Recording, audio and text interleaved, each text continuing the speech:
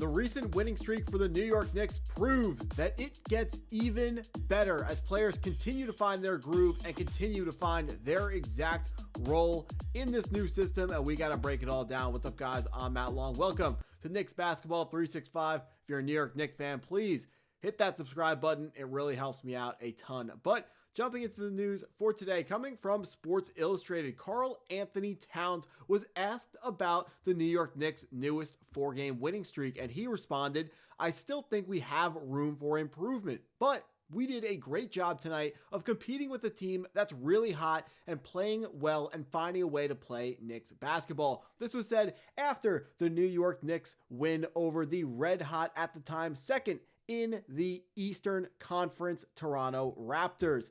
The Knicks' recent four-game winning streak has made them one of the top teams in the Eastern Conference after recently featuring in the middle of the pack. New York has improved defensively over these past few games thanks to the play of both guards in Josh Hart and Miles McBride, who are filling in for injured guards in OG Anunoby and Landry Shamet. McBride has forced at least one steal, grabbed 3 rebounds in each of the past 4 contests, while Hart has been exceptional, averaging 11.8 rebounds per game and 2.8 steals per game over the same period. Now, the New York Knicks, we fired Tom Thibodeau, a defensive head coach, bring in an offensive head coach now in Mike Brown. But to start the year, it wasn't as amazing as most Knicks fans were hoping that it could have been. But we said, give the New York Knicks 15 games. They're going to work this thing out. So now, 19 games into the season, the New York Knicks defensive rating is currently the second highest across the entire NBA,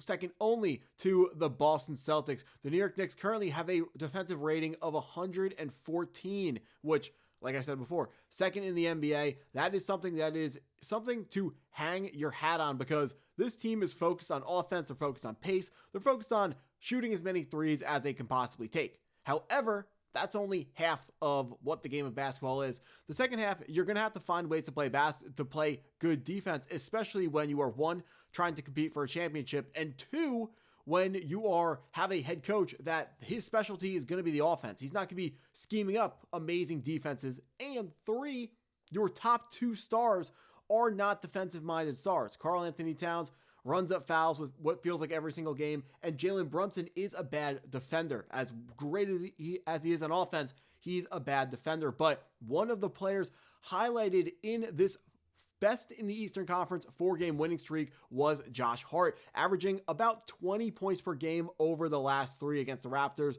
Bucks, and Hornets. And while, yes, the Hornets are a very bad team, and we played the 4th team was the Brooklyn Nets, another very bad team. The Raptors and Bucks are absolutely not scrubs. Those are real teams. But if we continue just to look at the way this is trending for the New York Knicks, we talked about defensive rating, second in the NBA. How about the other side of the basketball? Points per game scored. The Knicks are currently 5th in the NBA, averaging just over 120 points per game at 120.4 points per game. Now, this is relevant because it shows that the Knicks are in the top of the NBA in both offense and defense, which is what you need if you're going to be a championship contender. Now, you'd also look at this and say the Oklahoma City Thunder are number 1 in points allowed per game at about allowing 106 points per game, and top 3 at number 3 in points per game. And I would say, yeah, the Oklahoma City Thunder are extremely scary, and they might not be beatable.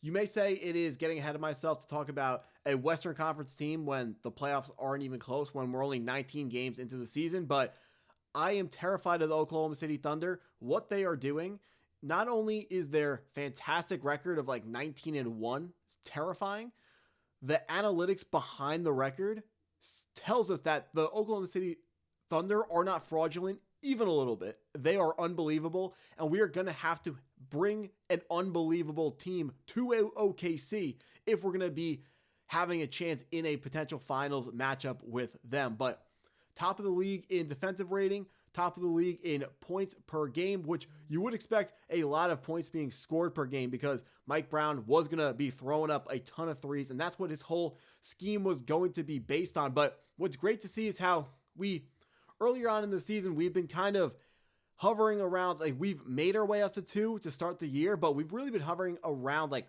4 to 6 in that range. But now we are starting to be able to separate ourselves a little bit from the rest of the East, showing where the Knicks really should have been. We've been predicting the Knicks to be the number 2 seed in the East over the course of the entire season. Now, of course, the current 7 seed Cavaliers is who I was predicting and who Vegas was predicting, and most people were predicting to be the 1 seed over New York. But right now, the Cavaliers are having their own struggles. It's still pretty early on in the season, but we knew either the Orlando Magic or the Detroit Pistons were going to be the new breakout Eastern Conference team of the year. And right now, it looks like it's Cade Cunningham and the Detroit Pistons. Only 4 losses in their first 20 games. They are going to be a very tough out in the playoffs.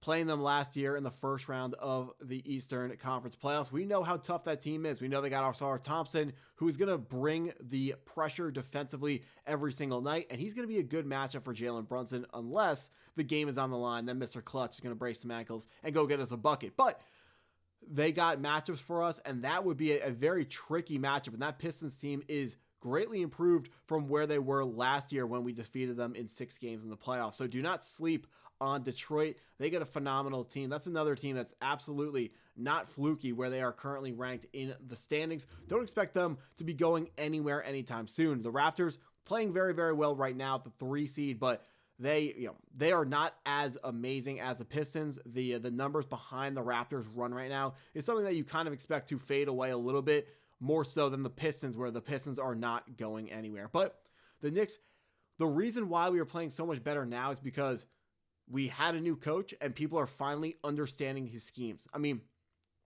earlier on in the season, we were turning the basketball over because a big part of Mike Brown's offense is passing the ball pretty much as fast as it possibly can. And to be able to move the ball to be able to move the ball quickly, you have to know where guys are going to be. And if one person doesn't know where they're supposed to be on a specific play, or, when Jalen Brunson dribbles the ball and gets some sort of, pick action left, everyone, even on the backside of the play, is supposed to be in a certain spot so you can get a pass. And it should get to the point where the Knicks, of course, you always look before you make a pass, but they should be able to really pass the spots and know where guys are going to be. But early on in the season, guys haven't fully understood where they're supposed to be in Mike Brown's system, which is why the beginning of the season was a little bit rocky. But now the New York Knicks, we are finding our footing and being able to put up a ton of points while playing that defense that you've came to expect from the Knicks. Now, schematically, the defense is not going to be as good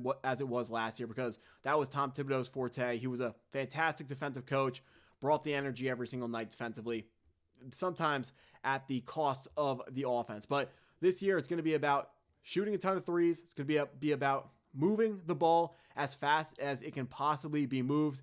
We want to draw the defenses into the paint with the hope that people will be left wide open for 3-point shots on the outside perimeter. Now, right now, we are a couple games back, 2.5 games back from the Detroit Pistons, but the way the Knicks are playing, they are building a foundation that it is very easy for this team to continue to build on it and continue to work their way into even more wins, put together longer winning streaks, and maybe even make a very legitimate run. I would say at this point, probable, because the Knicks should be a better team than the Pistons come the playoffs. And it is, if the Cavaliers are not able to pull it together, it should be likely that the Knicks are able to overcome the Pistons and actually be the 1 seed going into the Eastern Conference playoff. However, got to remember, you got to win the games in the playoffs. Just a couple of years ago, we watched the Milwaukee Bucks be that number 1 seed and lose in the first round. So just getting there as the 1 seed isn't enough. This team is going to have to stay healthy, learn how to play together. When we fully understand the system, which it looks like, maybe they're not getting close, but to mastering Mike Brown's system, but guys are getting a whole lot better at understanding where they're supposed to be than we were early on in the season. And I can't wait to watch how this season will keep going and keep getting better for the New York Knicks. But that's what I got for this video. If you stuck around this long, I appreciate you taking the time to watch it all the way through. Please hit that like button if you haven't already. Hit the subscribe button if you're new to the channel, and go Knicks.